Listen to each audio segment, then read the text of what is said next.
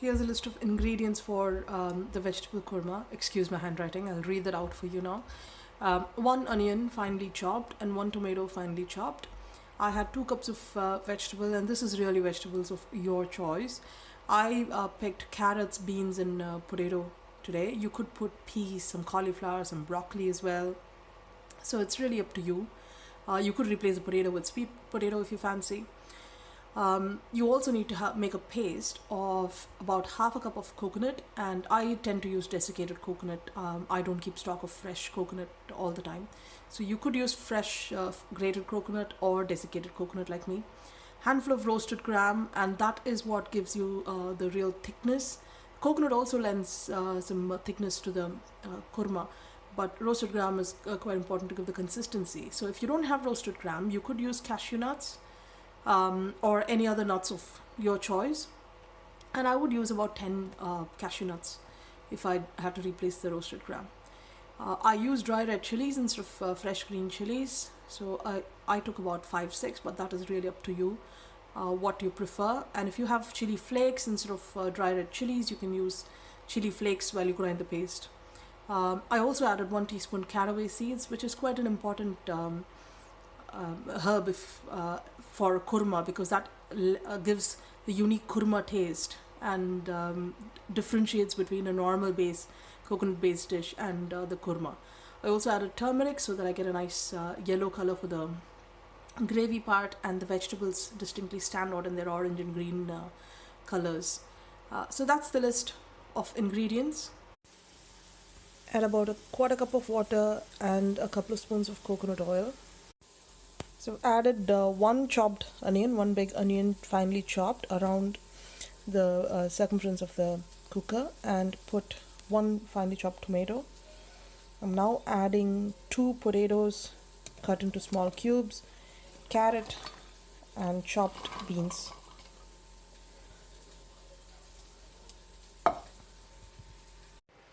I've added ground paste, about less than half a cup coconut, ground with 4 or 5 red chilies, up to your choice. You could eat green chilies if you don't have dry red chilies, and also a spoon of caraway seeds.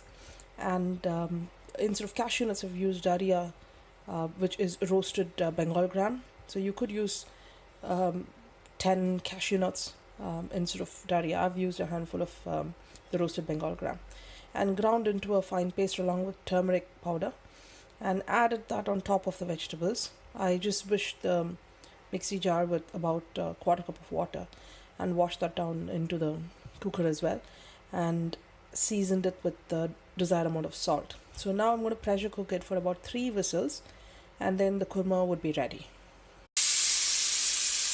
I'm just releasing the pressure because I've had 3 whistles. I don't want the vegetables to overcook, so I'm releasing the pressure.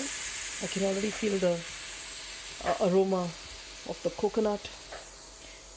I've used coconut oil in this recipe because I like to use a variety of fat, and coconut oil seems to have mixed press. At one point it is the best, and at one point it's the worst. So I go with what people have been using for ages. So I use coconut oil for certain dishes which are coconut based. So that's the kurma there. Now if you want, you can add normal milk or a bit more coconut milk and dilute it and get it to the desired consistency that you may like, depending on what you're serving it with. I'm going to serve it with chapatis tonight. So the veggies still look very fresh. They're green. The carrots are still orange but still well cooked, and the kurma is ready to be served. There you see the carrots are holding.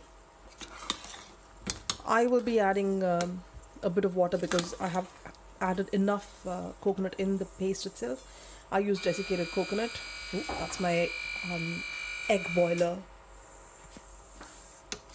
So you could add a tadka or a tempering of mustard seeds to this before serving, and garnish it with coriander leaves as well. So that's the kurma ready. So that's it. That's the dinner sorted for me. If you are one of those that doesn't have a pressure cooker, I used a 3 liter pressure cooker to make the kurma, and if you don't have a pressure cooker, you could do all this in a pan. So what I would do is saute the onion and tomatoes until they come together, and then add the vegetables and allow them to cook without adding too much water. Then I'll put the paste and required amount of water and allow it to boil until the paste gives away its raw smell. So that's how I would do it if I did not have um, a pressure cooker. I wouldn't boil the vegetables separately and let go of the nutrients in the water that it boils. So I avoid boiling vegetables separately.